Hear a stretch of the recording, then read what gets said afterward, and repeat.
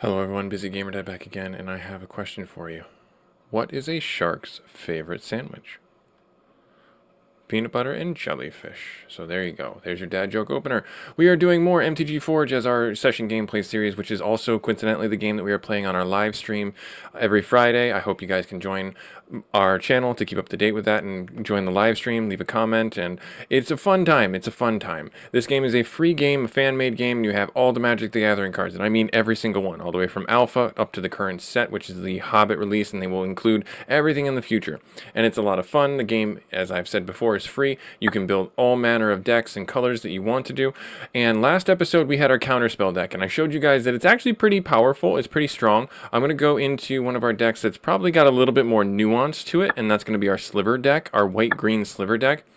Slivers and mirrors and a couple other cards are like ones that build off of each other.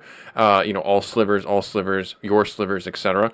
And this deck I specifically built around the green sliver that allows you to tap slivers for any color mana. So we have two of those in our deck. So we have the gem hide sliver, and then we have the mana weft sliver, and that one will allow us to tap for any colors that we so choose, and that will give us access to our sliver hive lord, our sliver legion, sliver overlord, and sliver weft winder. And that is really integral because they some thick monsters. We do have a couple other slivers in our sideboard that are pretty powerful, but we aren't really using them. They're the dual colored slivers, just because of how things are, kind of set up.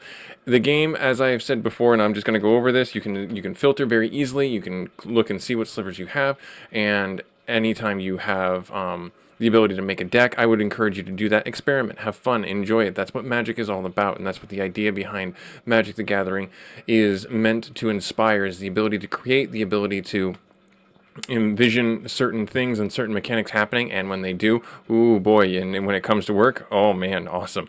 Alright, so from here, I'm not going to add any more slivers to our deck. I think we're okay.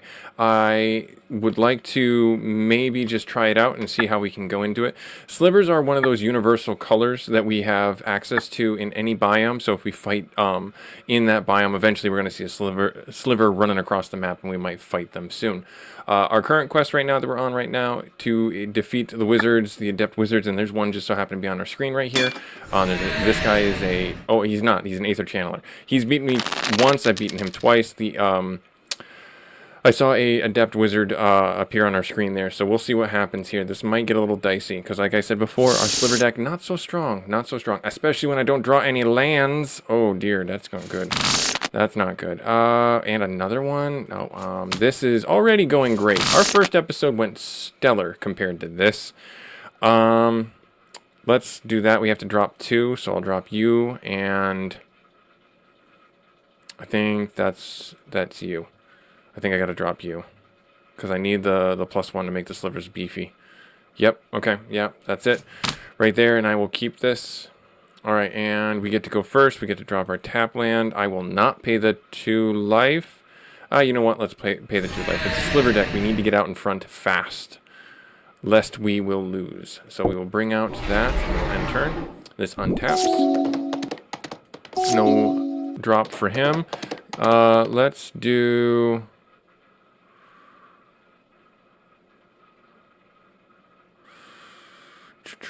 Do I want to bring you out now? Yeah, no. Let's bring out you, Predatory Sliver, and then we will attack. We'll do our Alpha Strike, get in there. Yep, and give him a poison counter. Untap you. There, cool, awesome. So he drops some blue. He is playing. He's foretelling. Ooh, that's usually not good. Let's drop you down there. So now we have 3 3s. And we will attack. We are getting out in front. And every sliver now gives him poison. So we will definitely... If he gets 10 poison counters, we automatically win.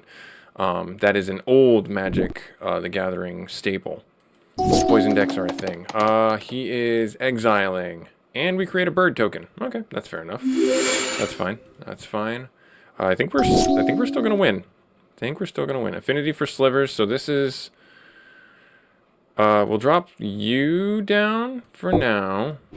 There. And we'll close that. And we win, actually. I think. No. Close. Very close. Not quite, but close. Right, there's that. Yep, and we'll untap this guy. Good, and he's bringing out an Aether Channeler, a 2-1. That's not going to be enough for you to win. He's going to draw a card. Oh, yeah, he's cooked. He's cooked. This only costs 3 to bring out. So, 1, 2, 3. Right there, Thrumming Pool. And now our slivers have double strike and haste. Not that we really need it. Right there. Yep. Perfect. We won. Nice. Okay, so that worked out really well. It's not as strong, like I said. It's not as complete. It doesn't feel as functional as I would like it to feel. Because, I mean, I went up against some slivers in this game that just walked all over me. Literally just destroyed me. Let's see here. Choose one or both. Exile a creature you don't control. Exile a creature you control. Then return it to the battlefield. That's interesting. That's good for creatures with enter the battlefield stuff going on.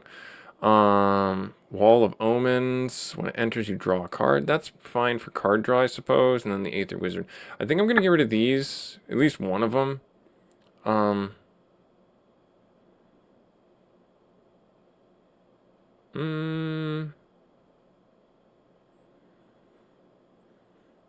No, I think I'll hold on to all of these. It's a rare occasion. It's a rare occasion. At the beginning of your upkeep, or video ends, exile one target artifact or creature you control, then return it to the battlefield under. Oh, so this is another ETB. All right, cool.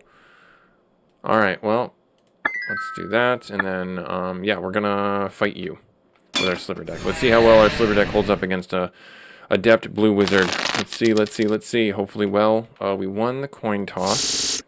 That's a much better start. I will keep this. It's slow. Don't get me wrong. This is very slow. But it's okay. It is okay. Let's bring in the Thriving Heath. And we will choose green.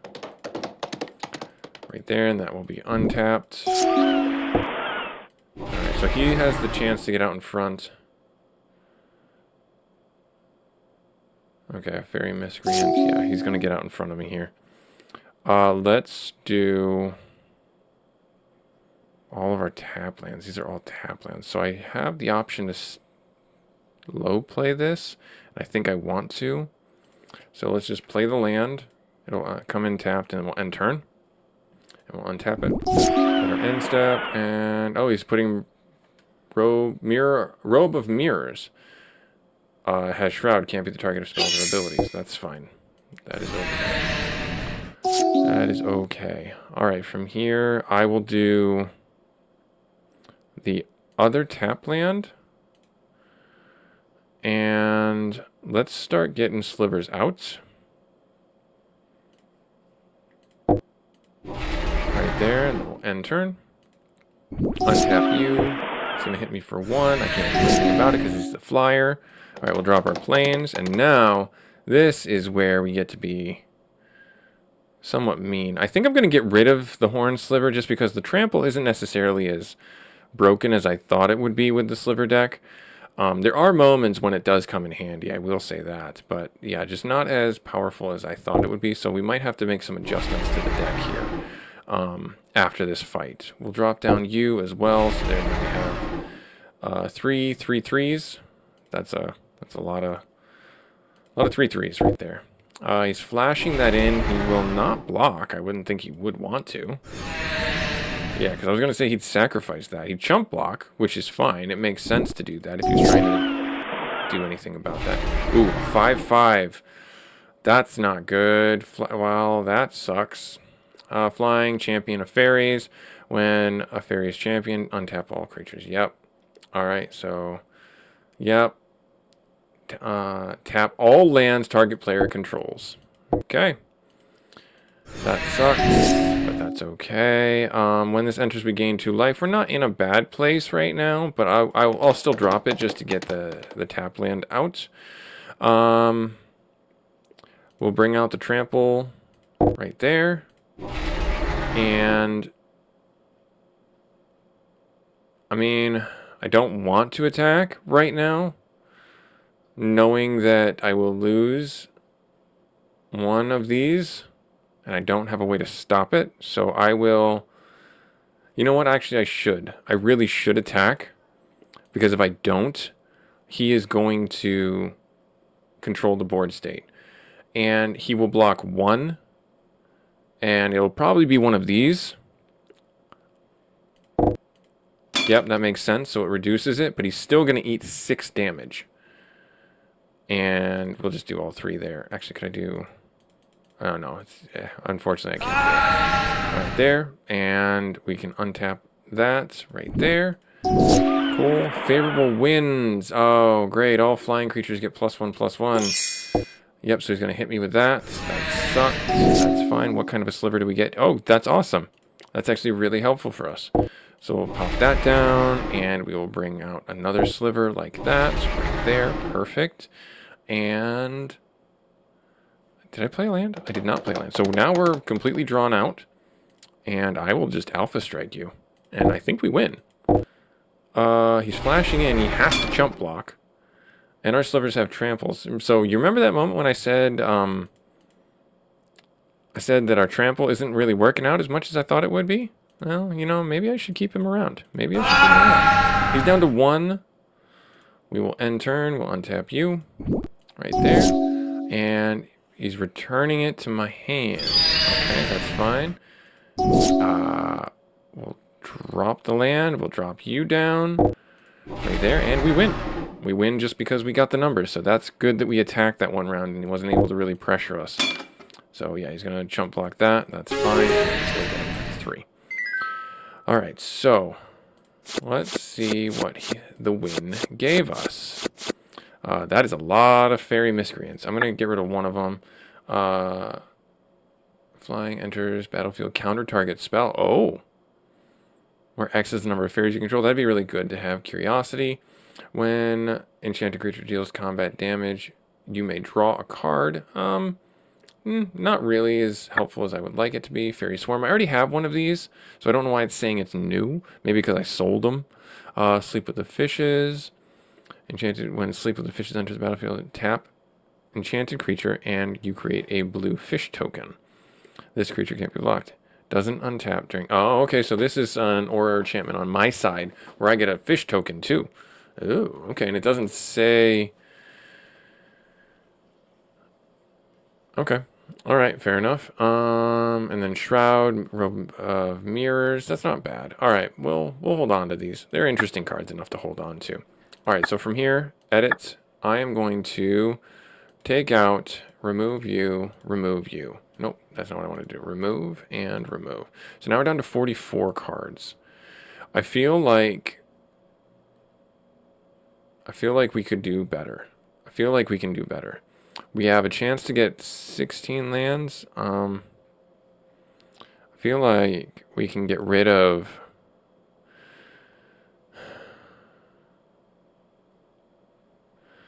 I think that we can really get rid of something like this. That's like a shock land. Or we can get rid of a base. No, let's get rid of the shock land. Let's get rid of that guy. Alright, cool. And now let's type in Sliver. Let's see what comes up for Sliver.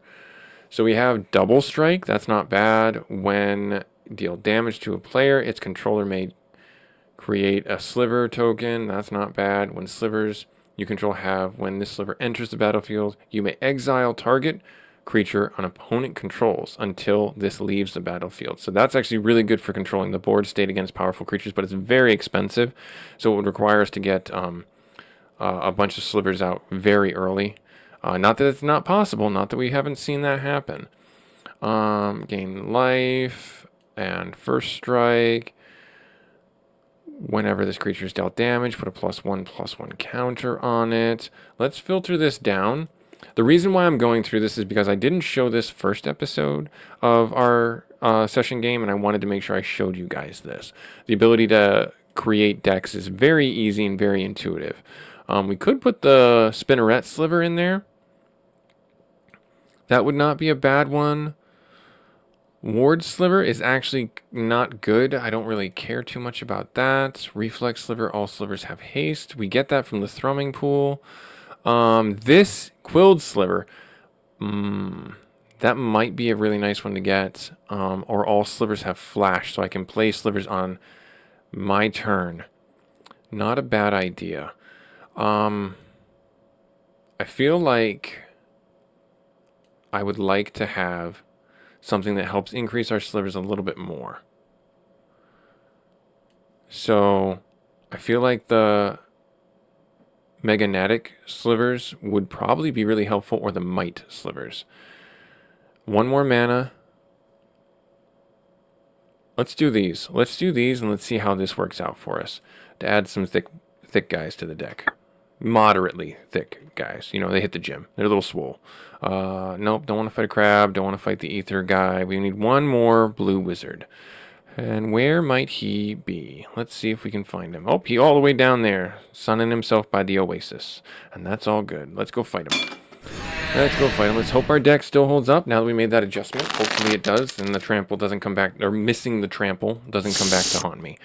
3 land in hand is exactly what we want. 3 land in hand. That is a little limerick, a little rhyme that will help me remember that I need 3 land in my hand to make this deck work. We will play the tap land, gain our 2 life. We will end turn. Untap that single guy right there. He's going to play 1. That's fine. Okay, and then for us right here, let's... Ooh, this could get pretty interesting pretty quick. Let's bring you out right now and turn. So the replicate is we can pay and then have multiples of that sliver come out again. So pretty powerful, but you don't want to do that if you're using your legendary slivers because that's going to terribly ruin your day. Ward and... Okay, so this is just an enchant creature. Okay. Still pretty important that we know that he's got that out because that's got ward. We can't really directly influence that. So let's drop you down right here, there, and I could attack. It's not a bad idea to attack, but I'm gonna hold off. I'm gonna hold off and we'll untap the dual land. Snap Sail Glider, flying. Metalcraft has flying as long as you control 3 or more artifacts. And he does, because one of these lands, artifact land. Yep, that tracks. Alright, so drop you down. This is where it gets really fun. Because I can play this. And now our slivers have double strike. And we get free slivers at the beginning of our upkeep, which is past this now, but that's fine. All right. Now, this is gone slow by comparison. He just equipped that, and now he's going to hit me for 4, I'm sure. Yes, he is. That's understandable. That's what I would do. We get 2 slivers right there. Nice. And we get the muscle sliver. Here's what I want to do. This is a pretty expensive one, but if I were to do... Now, let me show you why this is important. So if I bring him out, I only need to replicate, or I only need him to do it once. So he's just going to be the base cost, okay? But for the muscle sliver, so the cost to replicate is 2 mana, 1 green and 1 colorless. I have 1, 2 for the base cost, or rather 1, 2, because the green, because we're using this as any color. 1, 2, 3, 4, 5, 6. So... let's see here. So wait, hang on. 1, 2, 3, 4, 5, 6. So divide that by 2. I can do it 3 times there. Oh no, it didn't do it that way. Why is it messing with me? Or is it 3 or is it 4? Or is it 3 or is it 2? It's 2. Sorry. I apologize. I got it wrong. I apologize. I did the math wrong. But now when I do auto, it'll tap all my slivers. It'll tap all my land, including that guy.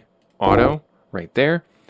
And so now we have 1, 2, 3 dropping in, and that is your sliver army getting crazy big. We'll end turn, and we will untap here, and that is why slivers just go ridiculous if you can get them going and slow rolling. And he can't attack me. He's not going to win. And we get another 2 slivers for free. For free. Let's drop a land right there. Perfect. We'll do a green just to have the green. Okay, so we have 1, 2, 3, 4, 5, 6, 7, 8, 9, 10, 11, 12, 13, 14. 14 land.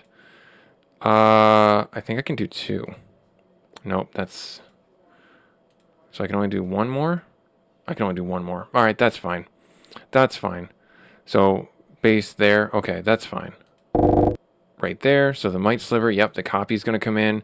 And there, and there. And now, all our slivers are 8/8s or 9/9s, depending. Yes, I'm playing with my food. Yes, I am. I will end turn right here. And if he's got a board wipe, I'm hecked, but that's fine. When this creature enters or attacks, you may attach an equipment to it. Oh, nice. And he is choosing to do that. That's fine. He's not attacking. We get a bunch of free slivers, and I feel like I want to bring you out just to have you. We'll just do you for the base cost. Right there. Cool. Awesome. And, I mean, we'll just end this right now. Alpha Strike right there. And then, yeah, the game's thinking about it. Minus 91. Just, like I said, it can go nuts. Alright, let's see here. So, I did already have this. I don't know. Maybe I sold it, and that's why it's saying it's new, because it's not in my catalog anymore. Gains all the active abilities of a target creature until end of turn. That's kind of powerful if you have the land for it. Disappear. Enchant creature. Return target creature's owner hand. Okay. Return enchanted creature and disappear to its owner's hand. That's important word reading there. Let's hear Giant Wizard. As an additional casting cost, this spell reveal giant or pay 2. Whenever attacks, you may cast an instant sorcery. Wow. Okay.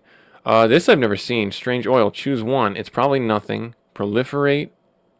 It could be actually be dangerous. Counter target creature. Interesting. It's 2. Oh. Alright, so I've never seen a card like that. It's probably because I didn't have the... they don't have the card art for it, so it's a little bit weird. Let's hear Contagion Clasp. When this artifact enters, put... Oh, and you can just proliferate? Really? Well, that's interesting. And Metallic Rebuke. Counter target spell, unless... Okay. Alright, so I will hold on to... I don't really need you. Don't really need you. I'll hold on to this one again, and I already have that one, but it's okay. Alright, well done. Now, your turn... You turn quickly to find a Jin floating behind you. You have demonstrated great focus. A collection of treasures float over to you from his outstretched hands. Warily take an item. Okay. That's the first time that's ever happened to me. Oh, wow. We got a bunch of stuff. Creature. So these are all Jin cards. That's not a Jin card. That's from the latest Marvel's Heroes set. Robot, villain, and aimbot. Flying and has protection. Oh, enchanted creatures flying as long as you control a red and white. Okay, cool. Got it. And then plots. Okay. I'm going to flag you to be sold. I'll flag you to be sold. And honestly, I'll flag you to be sold. Maybe I won't, because I might do an artifact deck. No sooner than you do, the Jin disappears in a puff of smoke. When you turn back, the adept wizard you just defeated had vanished as well. Okay, was it all some sort of test? So, this goes back to what I had mentioned before. It is very important that you do these quests for these cities around the maps, because they will give you reputation, and when you go inside the city, the higher your reputation, the cheaper the shops are. They can also go negative, so be aware and be warned that you will need to be cognizant of your limitations. If you fail quests, it's going to be bad. That's all I'm going to say. The only reason why I have this guy in the deck is because he gives our slivers flying. Honestly, I think that I might like this. I might like the life gain. Honestly, I think I might like the life gain more than I would like that. Yeah, whenever a sliver deals damage, its controller gains that much. So I feel like I want that more than anything else, but does that make sense for what our deck really is? I mean, I don't see anyone else that gives life gain. First strike. This one is defending player loses life every time we attack. Yeah, I feel like that's the right play for what we've got going on. Reflex sliver. Yeah, sifting. Construct. I mean, I could try other things. First strike. Yeah, the card art is awesome on some of these, but do I really care? Do I really want that? Well, I mean, right here, if that's the only reason why I have him in there, I think we have that. Not that I can cast it because it's blue. So let's bring in the life gain one just to have it. And if we don't need it, we don't need it, you know? I'd rather have it and not need it than need it and not have it. That age-old situation. So we'll add him to the deck. These two right there. And it doesn't really change our state too much. So I'll leave those in there for now. And then we'll... so now I can go in and I can pick up a new quest for this city. The reason this is important, and I didn't mention it before, and I'm glad you're here on episode 2 and have watched the whole thing. It is important to pick a city that has the shop that you're looking for the cards you're looking for, and focus on the reputation in that city. And what I'm talking about is we have a red-blue deck that I'm really working on, and the higher the reputation, the cheaper the cards are, and we can filter these cards and buy them very easily, and it allows us to experiment a little bit more. The same thing can be said for the capital city. So inside the capital city, one of the things that you need to do when you first play this game is you need to go to each of the biome's central cities and pick up the medallion that you purchase from the equipment shop. But inside each of these cities, you'll see my reputation 7 here, there's an equipment shop where you can buy pieces of gear, and you can see some of them are crazy expensive, but they're also very helpful for allowing you to get more life and augment some of the playstyle that you might have for like cards and things like that. There are weapons available for you as well, should you want to buy those. And last but not least, there is an arena. And inside the arena, which is what we'll do next episode, this is where you can get some equipment very easily. And they are very fun fights. If you make it past your first fight, you make your $100 back. So it's not that bad. It's not that bad of an investment. But usually the capital city has most of one of every shop that you're kind of looking for. The quests are not difficult. They're not hard to follow through. But it's up to you to decide if you want to do it or not. So let's hear. A robed wizard leads a more mundane dressed individual over to you. You there, are you a battle mage? Yes. Among other things, yes. He turns to his companion. As you can see, the drab appearance was a dead giveaway. You clear your throat. The wizard turns back to you. My new apprentice believes that he wishes to be a battle mage himself. To dissuade him, I shall have him scry over you as you fight a apprentice blue wizard. So you can choose to decline this, you can choose to accept it. If you decline quests, that's also how you can lose reputation. But yeah, sure, we'll put on a show. That's what we do, right? That's what we'll do here. And let's see if we can find one and win the day, as it were. A nice apprentice blue wizard, sure, shouldn't be too hard. And just for the fun of it, I will use probably one of my stronger decks, but this deck I haven't used in a little while. Let's see if we can find a blue... Hunt the Bograt. Oh, right there. He's right up here. This is the guy. Oh, wait. I shouldn't use this deck. Oh, well, maybe... I've won twice. He's lost twice, so we'll see. That is all the land I could possibly want from this, so I will keep this hand.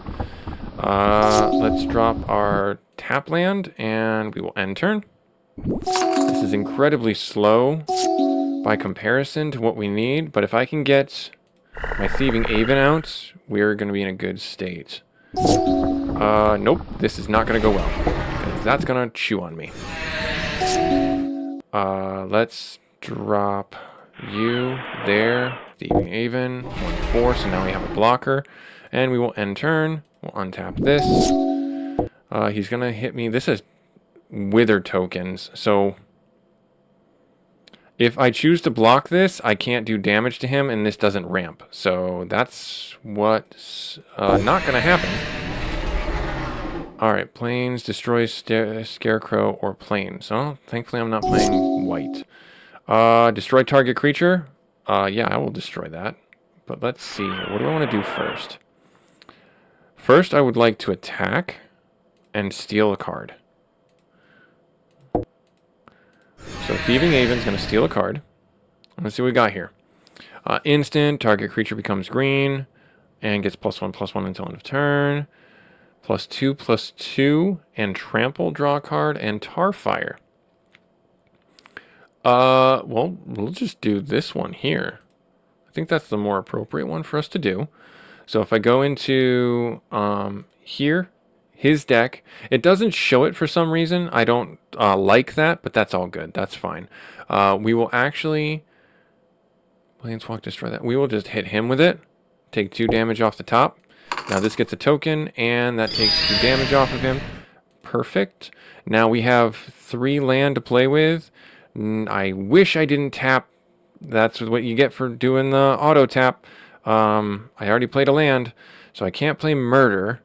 What I can do is bring out Mia. Yeah. Mai. And then Scornful Striker. She's a first strike, so that's going to be really good for us. And I will end turn. I'll untap you. Okay, he's going to swing at me again. And I will eat the damage.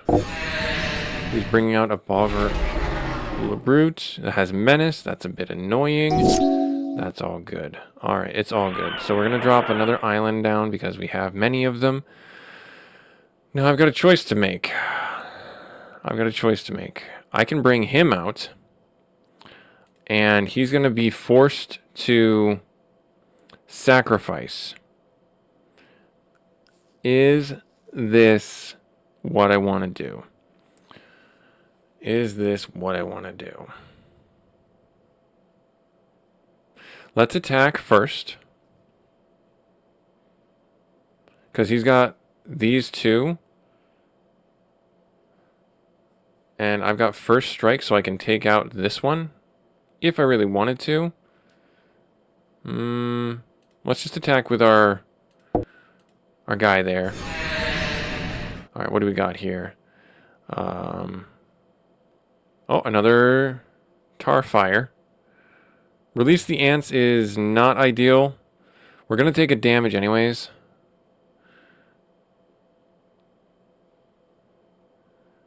If you win, release the Ants to its owner's hand. Release the Ants deals 1 damage to target creature or player. Clash with an opponent. Each clashing player reveals the top card of his or her library, then puts that card on the bottom. If a player wins if he or she has a higher converted mana cost. Ooh, that's a bit dicey because I have some really low cost ones and he's got some probably pretty big ones. So I'll do the Tarfire. Let's take the Tarfire again. Now, this is where it gets a little unfortunate because I will do this. So this takes that right there, and we need 4. 1, 2, 3, 4, 5. Yep, there we are. We can bring him in. And we have to choose who we're going to sacrifice. I will actually sacrifice Mai right there. Or May. I don't know. You'll have to let me know in the comments. So he has to sacrifice something, and we have a 6/6 blocker. That will work out really, really well. Alright, and then, you know what? We'll untap our swamp. Just untap something. There, and he's swinging at me. And I can't block that because I don't have a creature. I don't have 2 creatures. And that has Menace. And he chose the Bograts. Alright, cool. So from here, this is where I think I'll just win. Because I will do a Tar. Throw that at him. 2 damage. Hit him for that. And then if I do the Grim Bauble for you right here, that's perfect. And who do I want to get rid of? Let's get rid of the Menace right there. And No, not quite enough to win this. We'll hold off. We'll hold off. I could survey too if I really wanted to, but we'll hold our mana for right now because I will attack. And then whenever he attacks, put a blight counter on it, and then he has to sacrifice or lose 4 life. So yeah, so put a blight counter on it. Then for each blight counter on it, each opponent loses 4 life unless that player sacrifices a non-land permanent or card. So it's going to have 2 on it, and he has to sacrifice both of those. But unfortunately, he's still going to get chomped. There you go. Nice. Let's see here. These are actually some pretty good cards. Firebending Ascension when this enters. Oh, okay. Put a quest counter on this enchantment. If it has 4 or more counters on it, you may copy. Oh, okay. That's not bad. Goblin deck, when Adderstaff Boggart comes into battlefield, clash with an opponent. Get rid of that. We'll get rid of you. I guess I'll hold on to this for right now. Territorial Hellkite is not bad. At the beginning of your combat turn, choose an opponent at random that this creature didn't attack during the last combat. That creature attacks this player. You may choose. Okay, fair enough. Goblin Warrior, first strike. That's actually not bad. And we only got 11 gold, but that's not terrible. And then let's see here. Desolation of Smog deals 3 damage to each non-dragon creature. Add 4 mana in any combination of colors. Spend this mana only to cast a dragon spell. Okay, that's pretty good if we were doing a dragon deck. I'm trying to piece one together for my buddy who had mentioned that to me. All right, so we're going to call the episode here just because it's been a lot of fun, and I think it's really interesting to show this game to you guys and to advertise that we do live streams on the Busy Gamer Dad channel every Friday. We start usually around 9 a.m. Eastern Standard Time, go till about noon Eastern Standard Time, and I hope to see you guys there. Like, comment, subscribe if you feel so inclined, but regardless, thank you very much for taking time out of your busy schedule to check out Magic the Gathering Forged. I will have a link for the game should you want to try it out, and good luck. Happy card hunting. Later.